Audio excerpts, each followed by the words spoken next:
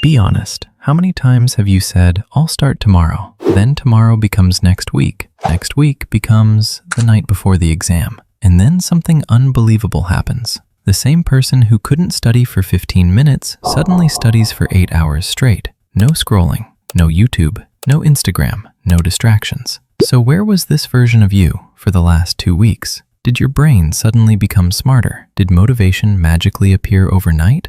No, something much more interesting happened. If you can only study when the deadline is breathing down your neck, you're not alone. Millions of students experience this, but almost everyone misunderstands why it happens. Most people think they're lazy. Others blame their phone. Some think they just lack discipline, but none of those are the real reason. The real reason is your brain has been trained to wait for pressure.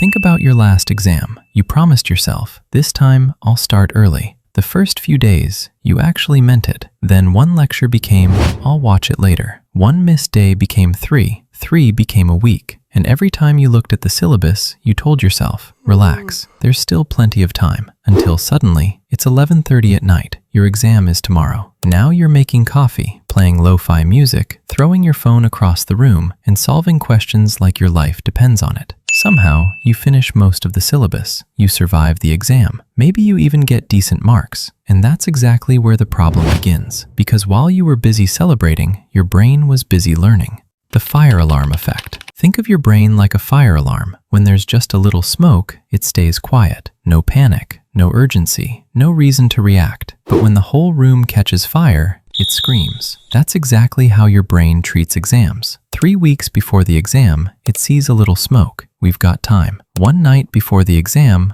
the room is burning. Move, study, do something. The problem isn't that your brain is broken. The problem is you've accidentally trained it to wait until the room is already on fire. Every time you cram and somehow pass, your brain records one simple lesson. See, waiting worked. It doesn't remember the stress. It doesn't remember the anxiety. It doesn't remember sleeping at 3 a.m. It only remembers that procrastination led to survival. So the next time an exam comes, it repeats the same strategy. Not because you're lazy, but because, from your brain's perspective, it's a strategy that has worked before. And here's something even stranger. Have you ever watched an entire math lecture, understood every single step, then opened a question paper, and suddenly forgot how to solve anything? If that has happened to you, you're not bad at math. Your brain is making a completely different mistake. I'm making a full video on that next, because understanding a concept and solving a problem are two completely different skills. But before that, there's one more reason your brain keeps waiting until the last minute. And once you understand it, you'll stop blaming yourself and finally know how to break this cycle for good. So why doesn't your brain just start earlier? Because your brain doesn't respond to deadlines. It responds to urgency. Imagine I tell you, your exam is in 30 days. Your brain hears, "Relax, we'll deal with it later." Now imagine I say, your exam is tomorrow morning. Suddenly, your phone doesn't seem interesting anymore. Instagram can wait. Netflix can wait. Everything can wait. Because now, your brain finally believes the threat is real. People often say, "I work better under pressure." But that's not actually true. Pressure doesn't make you smarter. It simply forces your brain to stop ignoring the problem. The focus was always inside you. Pressure just unlocked it.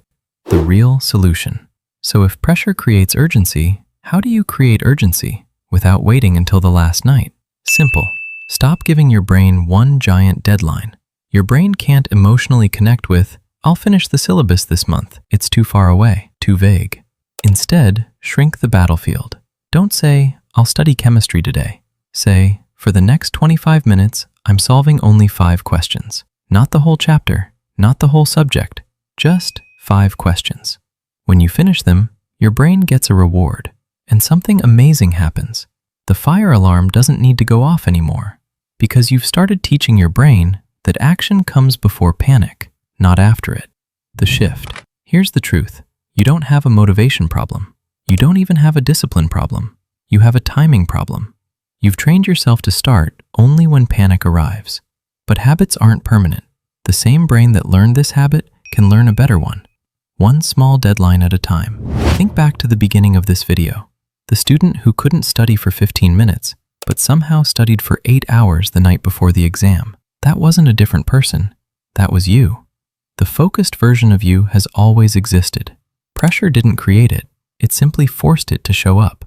Now imagine what would happen if you could unlock that version without sacrificing your sleep, without the anxiety, and without waiting for everything to catch fire. Because one day, the deadlines won't just be exams.